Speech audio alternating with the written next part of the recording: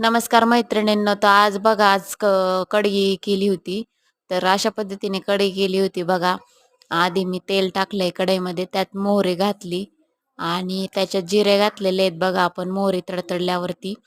आणि नंतर त्यात आपल्याला घालायची हिरवी मिरची आणि लसूण, बारीक चिरून घेतलेली हिरवी मिरची, लसूण सोलून घेतलेला आहे. आणि जे आपल्याला कढी करण्यासाठी जे बॅटर म्हणजे लागतंय, त्याच्यासाठी आपल्याला बेसन पीठ आणि दही पाहिजे.